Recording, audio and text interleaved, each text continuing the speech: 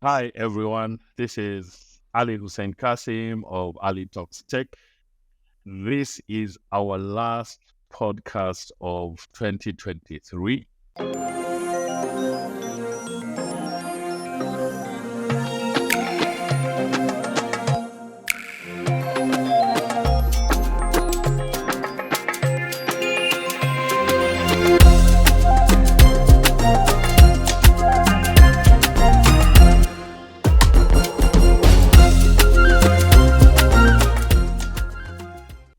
And it's an absolute pleasure to have Taha from Tanzania, the founder of Beem. Taha, karibu. Karibu ndugu. Thank you, Ali. Asante. No, glad to be on the program and excited to for this conversation. Great. So, Taha, a couple of weeks ago, you formally launched Beem offices in Kenya. So, what is Beem, and why launch in Kenya after you've been in operation for some years? And then also take us a little bit back in time uh, to when you decided to kick off Beem. Over to you, Taha. Yeah. No, thanks. Loaded questions, right? So we just to summarize kind of what we do. We call ourselves now a Pan-African customer communication platform. And really what this means that we enable companies and businesses to communicate and what we call create relationships with their customers. And this is through the mobile phone, which is what we're really used to and what we really connect with with each individual personally. And so we give businesses all the tools and infrastructure.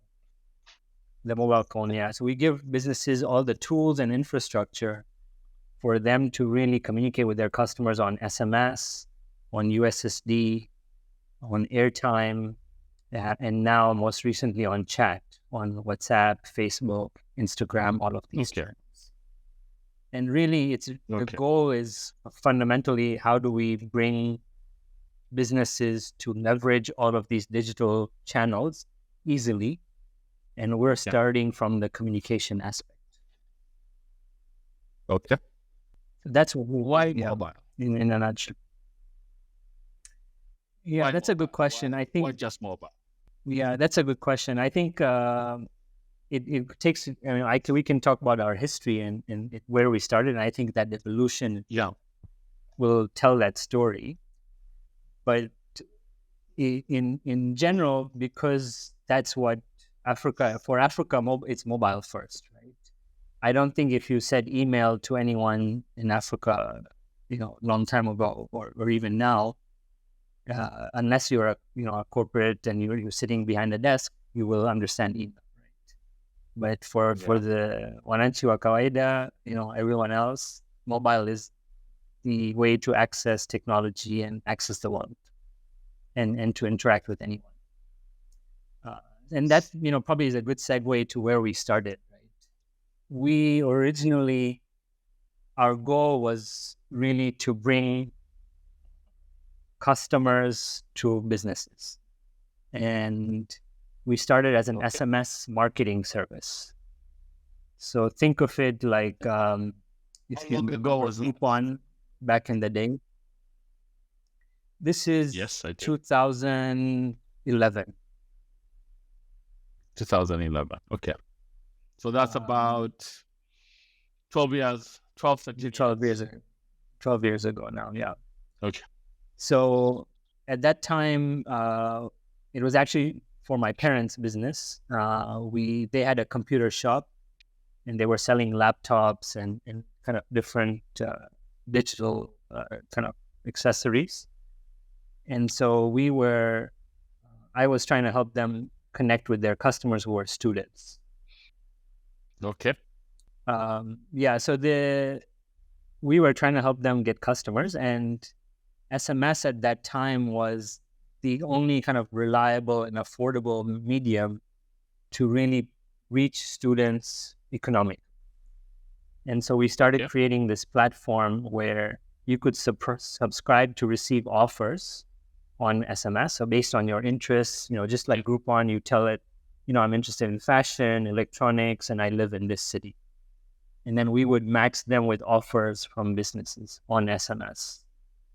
But that side of the business didn't really take off because it was always a chicken and egg, right? Businesses wanted more subscribers and subscribers wanted more offers, and we could really never keep up. But the other side of the business, which was really how, as a business, do I stay in touch with my existing customers?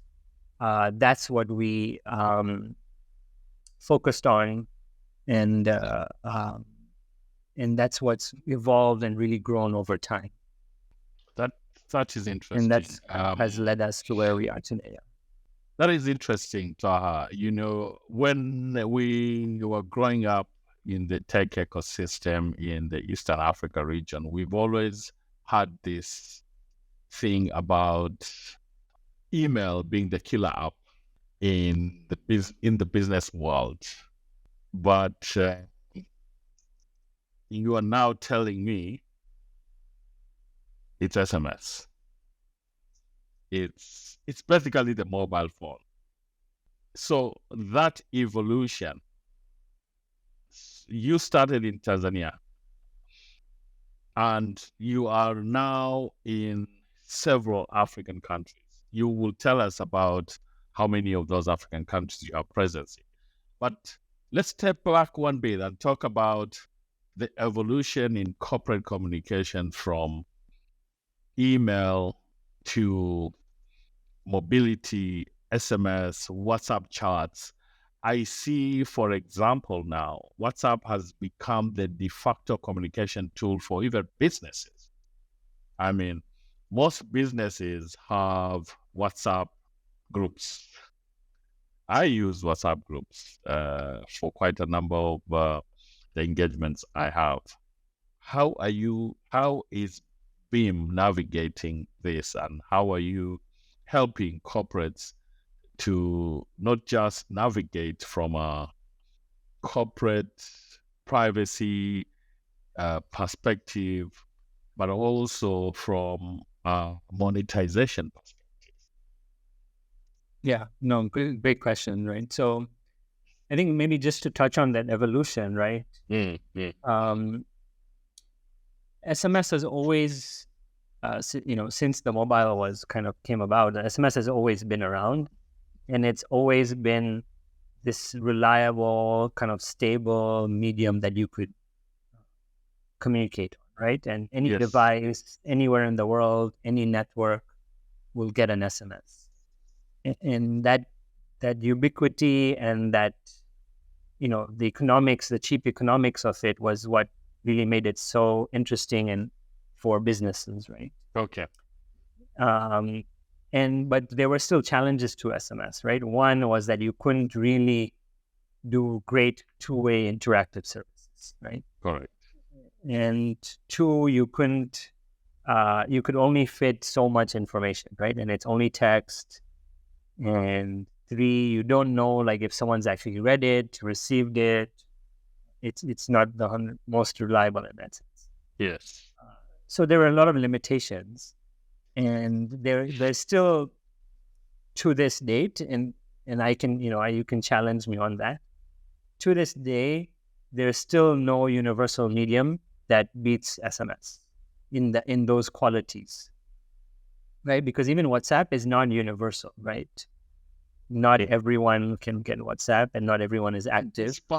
Despite the billions of people who are already using WhatsApp. Despite the billions of people, like in Africa, like if you look at the stats, right, only 30% on average have a smartphone. And out of that 30%, only 20% will actually have an active data connection at any point in time. Oh, wow. Let's wait a minute, Taha. Those are super interesting stats. So let's let's repeat that so that my audience can really understand when we are talking about engagement. You are saying about 30% of African mobile users have a smartphone. Smartphone, yes, on average across the continent. On average across the continent.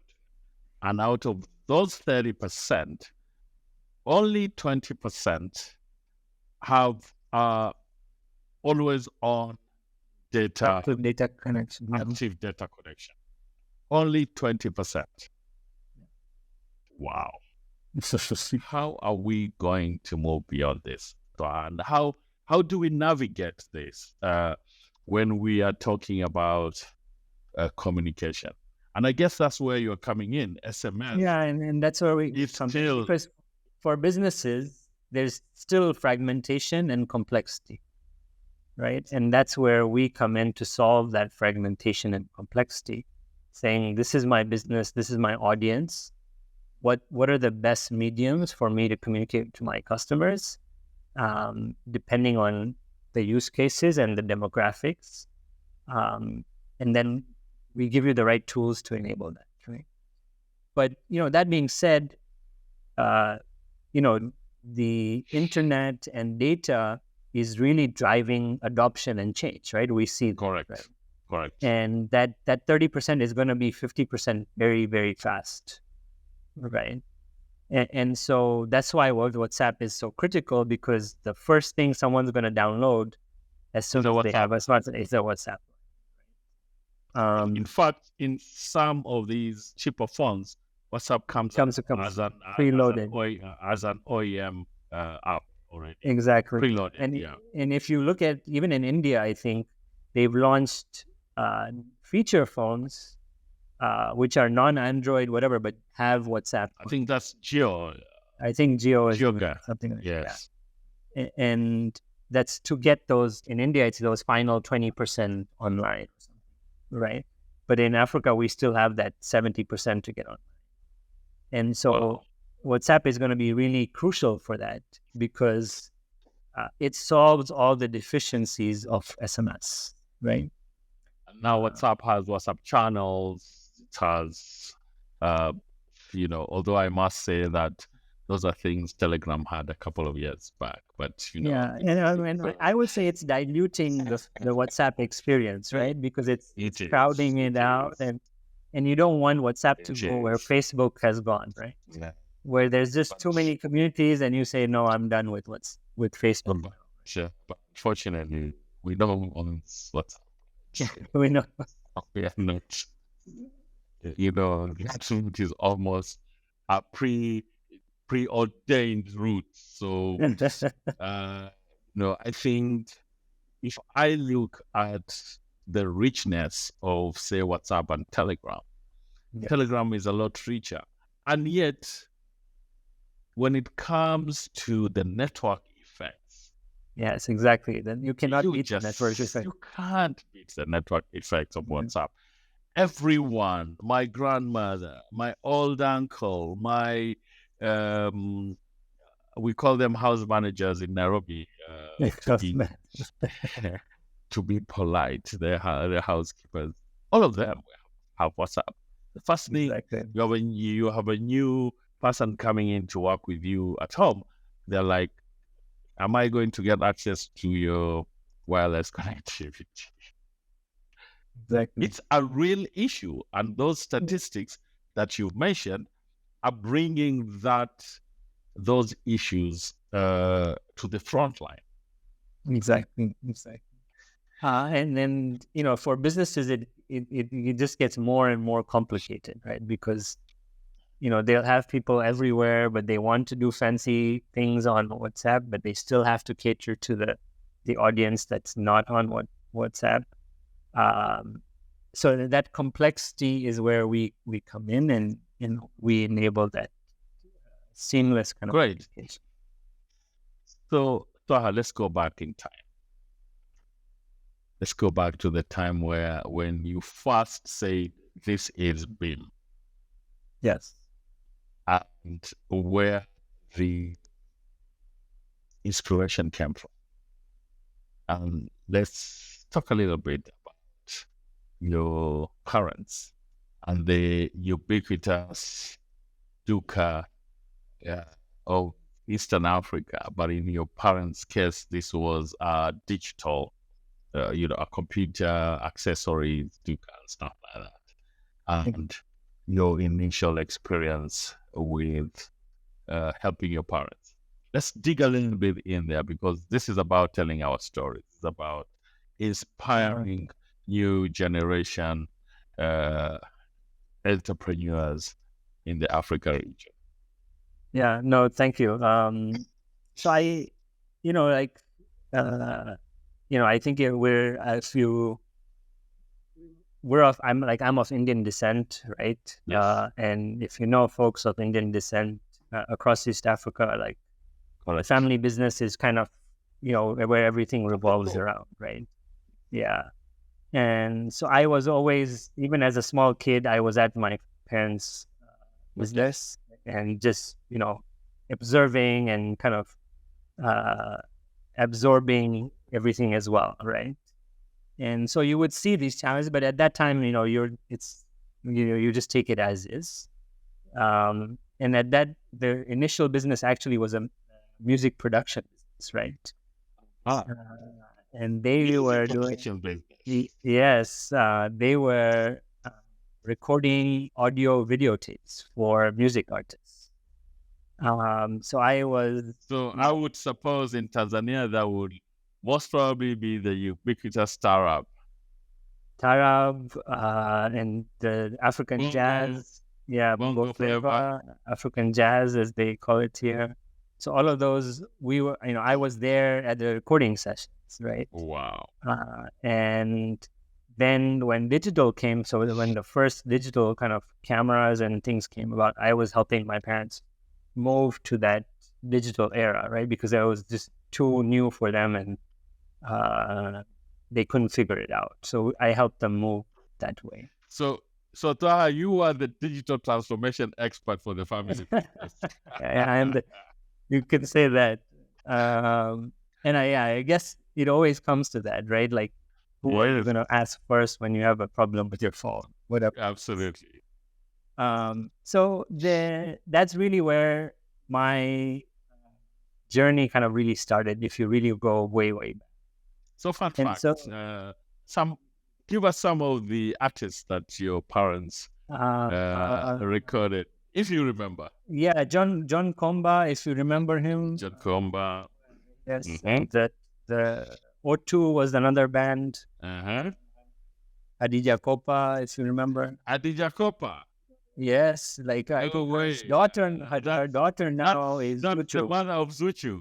That's a oh wow, that is right there. That is rich history, which is some of the things that we need to sort of bring out, because in fact we have a lot of those old recordings and they're on DV tapes, and we're trying to figure out how to convert those DV tapes now to wow, MP4 or high quality, high definition, so that we can get those.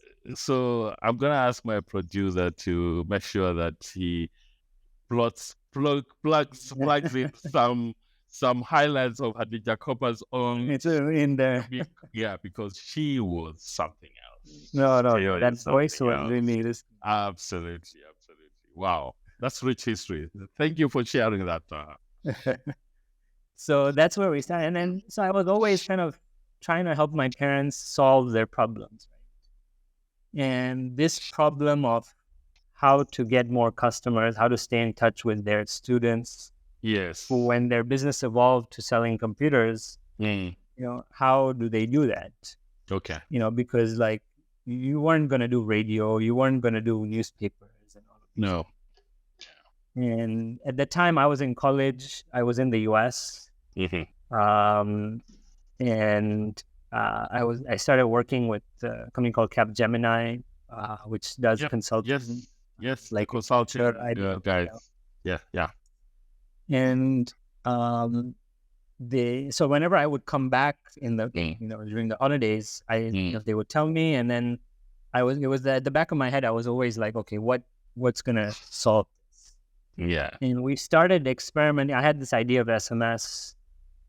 I think I was at that time. I think if you remember the White African blog, you Yes. remember the Yes. can't remember his name now. I remember the blog.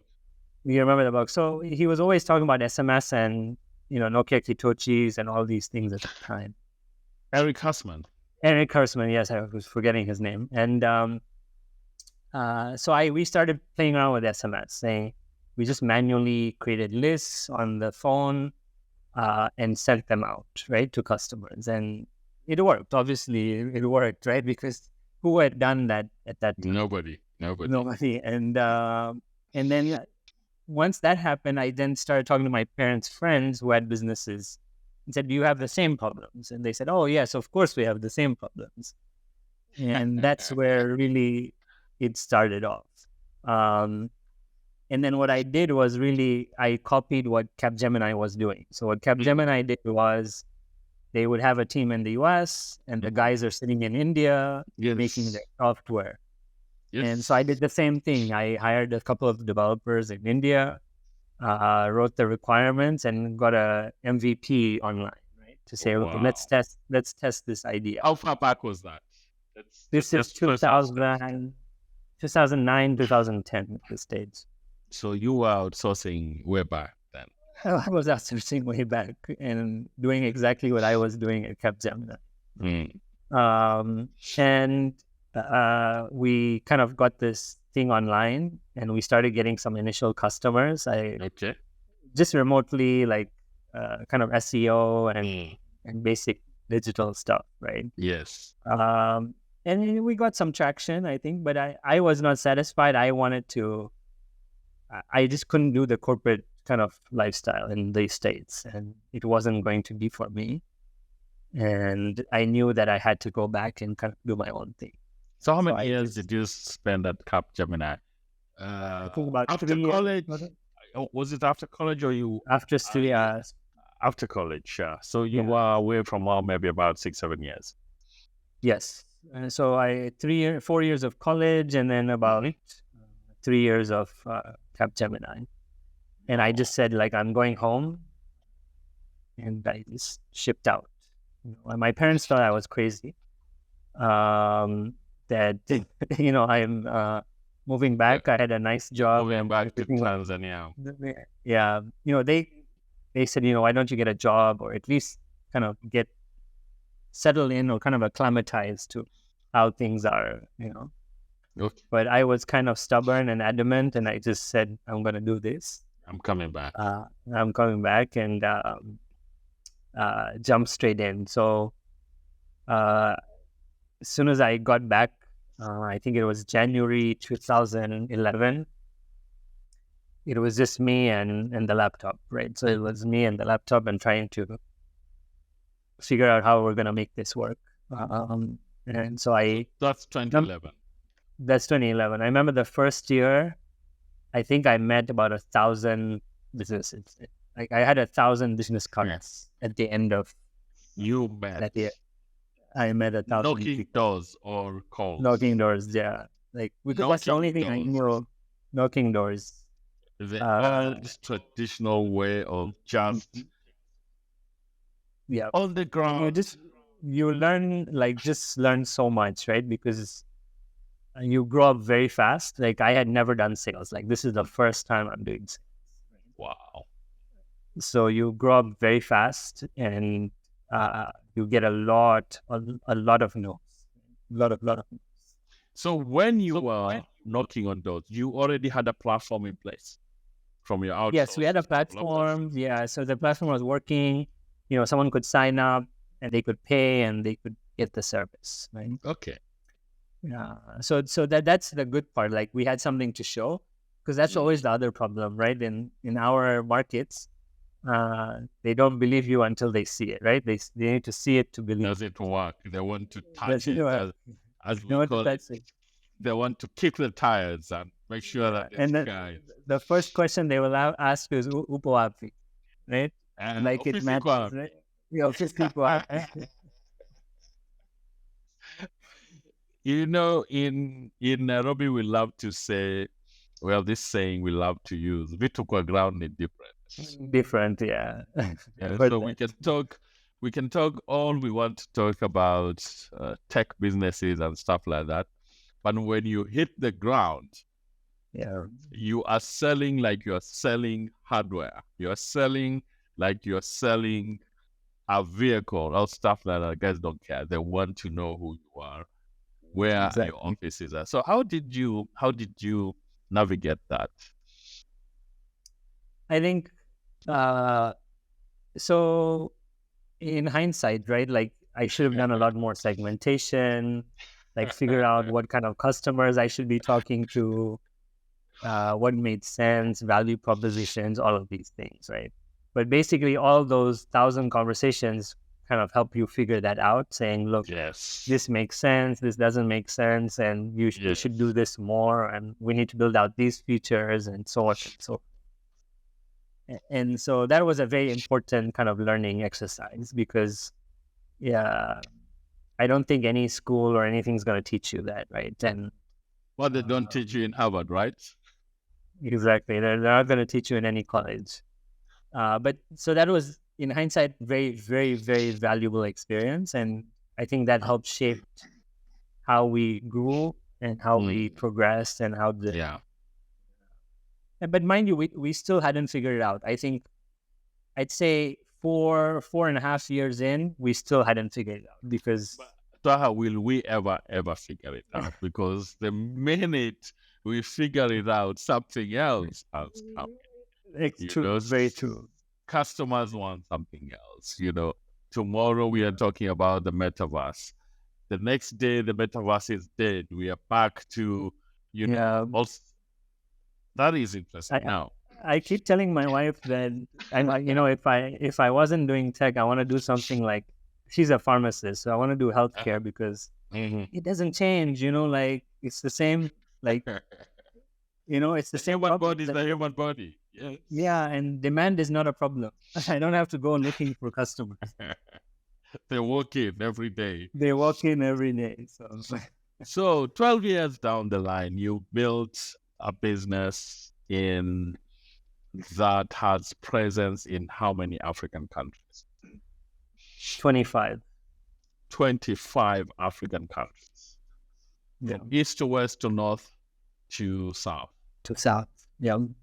Now, I want to ask you a trick question. How much money did you raise? Trick question, 0. You did not raise a single shilling from venture capitalists. 0.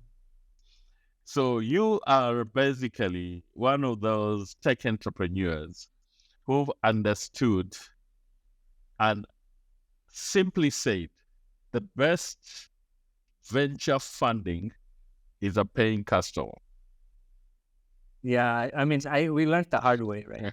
And I tried a lot. Like if you remember Pivot East, in Nairobi. I was a judge there maybe twice. I remember. Yeah, I was there pitching, and I remember the founder of 7Cs. I think if you the CEO, I can't remember. Yeah, so he was the one who asked me a question. I can't remember the question, but like I was like stumped. Like what was the question? I can't even remember what the question was, but I specifically remember him asking me a very tough question. Yes. And so I was hustling for investors at that time, right? Like, okay. So you did try to invest. I did try. I think, and every investor or VC would talk to basically said some version of, you don't have enough customers, or you don't have enough traction, or you don't have a good enough team, or some combination. Or your product is not sexy enough. Or whatever. Something. Yeah. And so we just said, screw it, we're gonna do it, and we did it. It's a lot of sweat and tears, but I think we call it blood, sweat, and tears. Yeah. But we, I think after, like what I was saying, about 4.5, 5 years, when we really, I think, found something that we could scale. Yes. and that's what's This really was the platform? helped us. No, I think it was a platform plus a combination of customer segment that we didn't know existed. Okay. Would you like to expound on that? Yeah, no. I think those were some of the key kind of points that changed the game for us, right? Okay. And so this is up to 2015 or so. Yeah. We were knocking on doors in Tanzania and really trying to convert these customers we call Tembos. We call them Tembos because they're slow moving and they're smart. They know how to. Elephant in Swahili. Yeah. But so we were trying to convert them, and obviously they take time. But suddenly we started getting customers from outside Tanzania asking us, saying, "Look, we want to communicate with customers in Tanzania."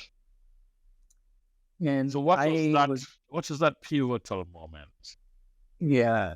If you reflect back, that pivotal moment when guys started to call in.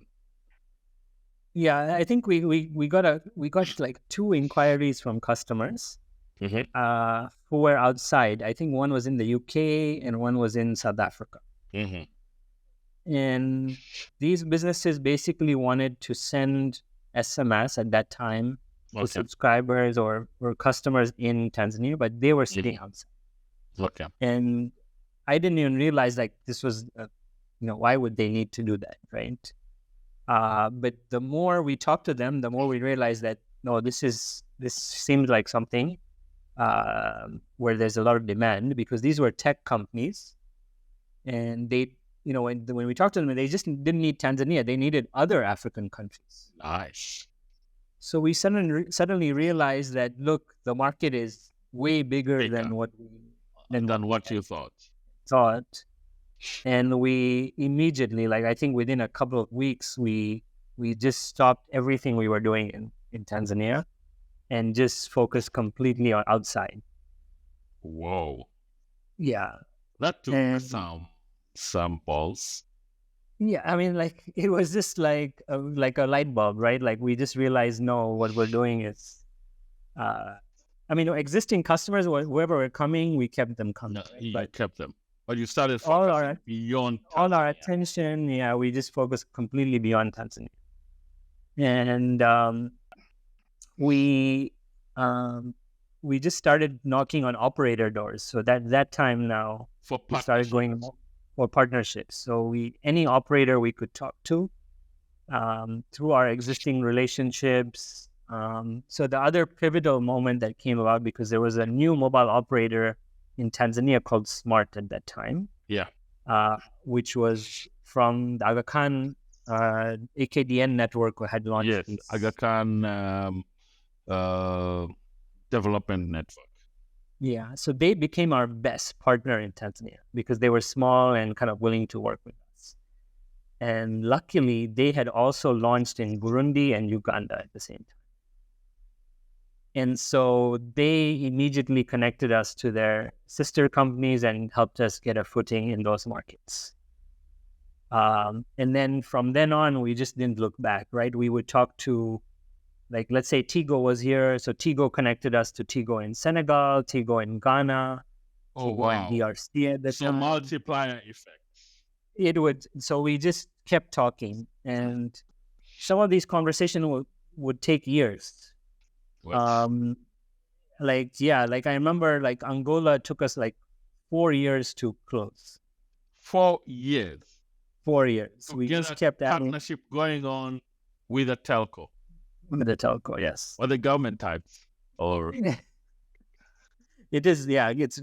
If you think Tanzania moves slowly, Angola moves at a different level. But that's resilience right there, Taha.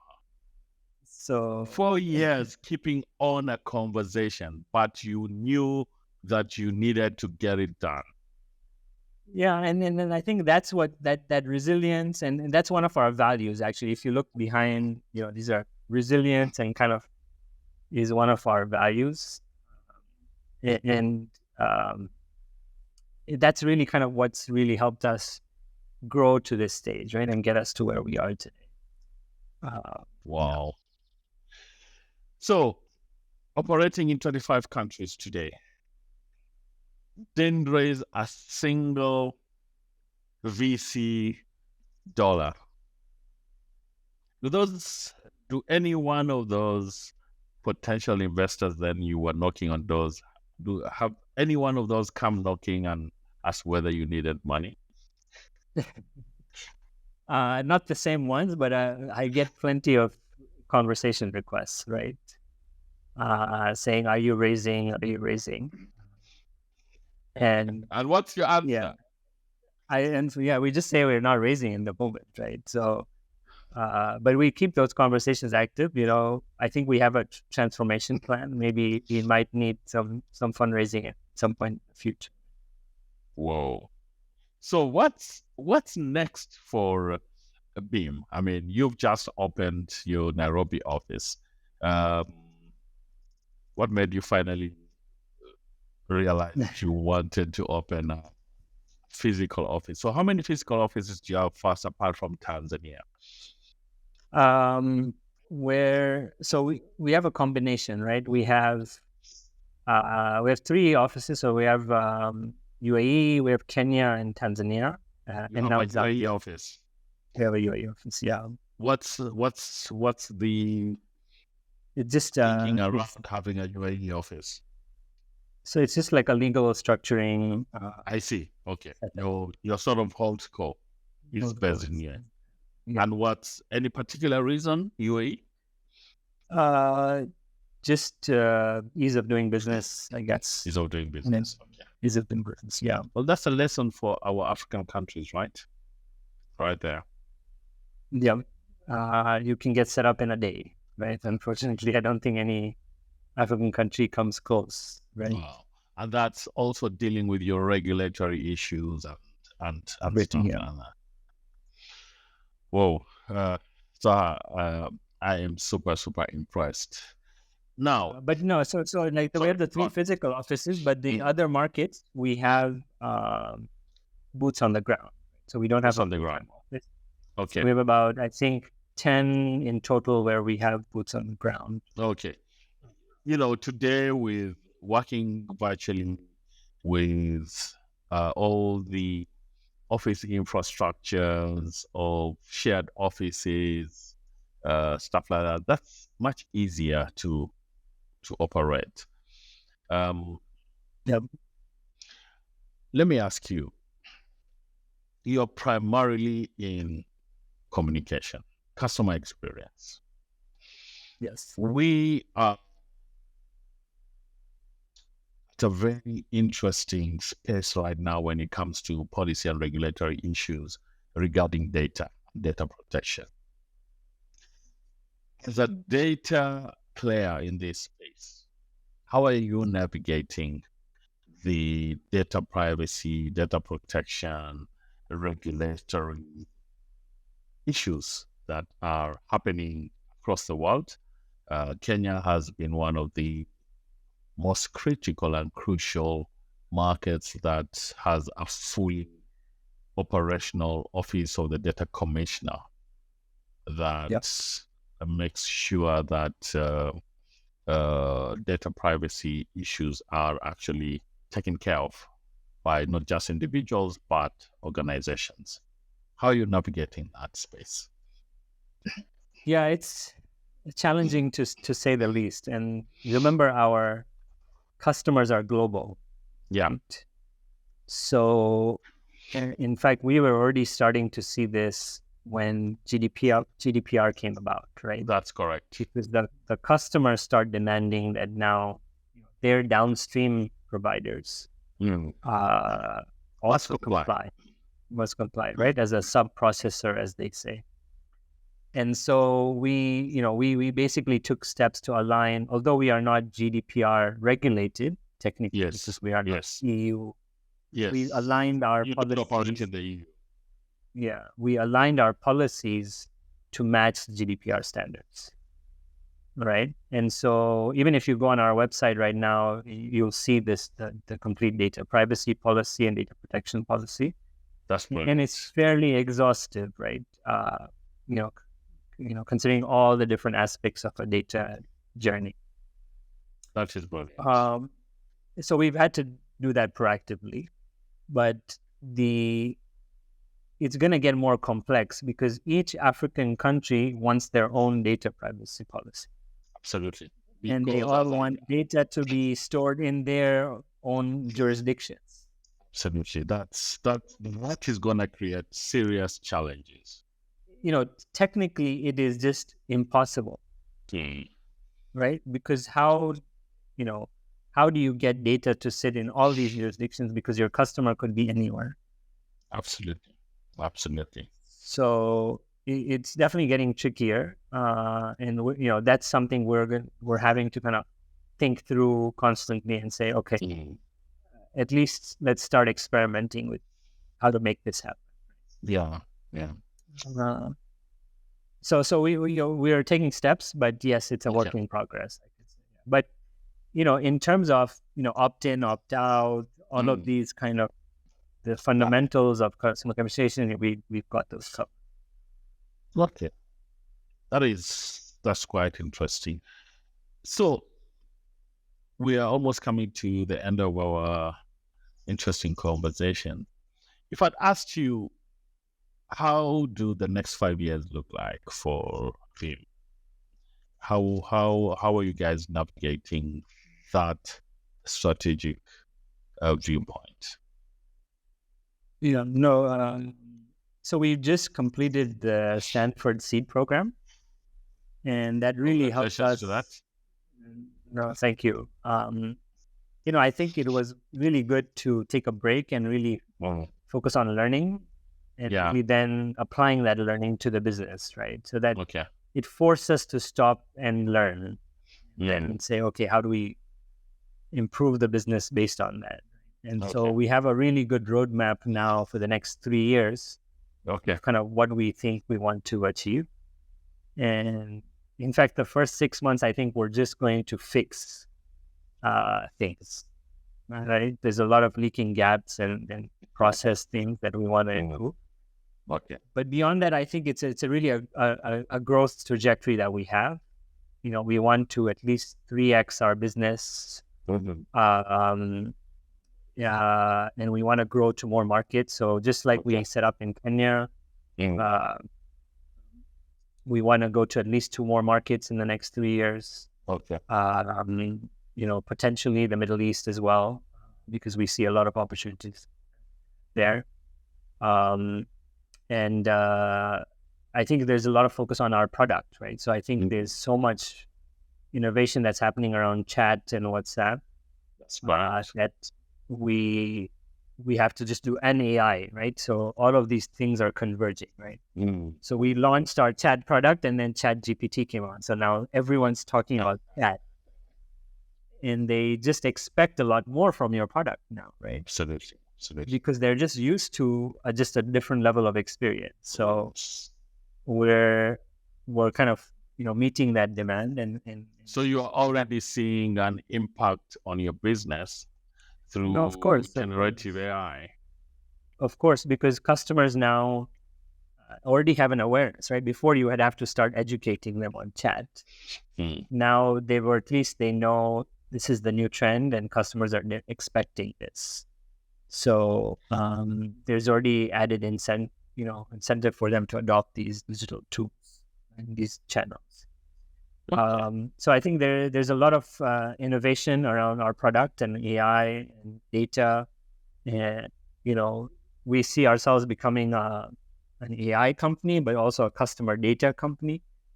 Interesting. Along with the infrastructure that we already have. Right? Yeah.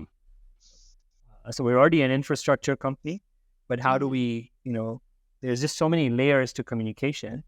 And so we want to solve all of those layers from a product perspective. So that's what the future holds for us.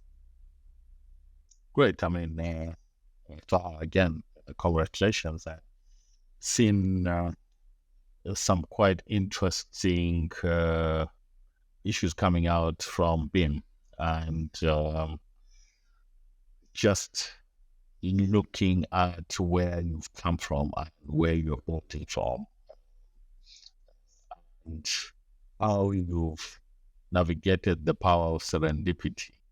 The first time when your clients, potential clients, calling in from outside Tanzania, you never thought that that would be something that would even be possible. And then you just jumped at it. And here we are today, operating in 25 African countries with an office in the United Arab Emirates.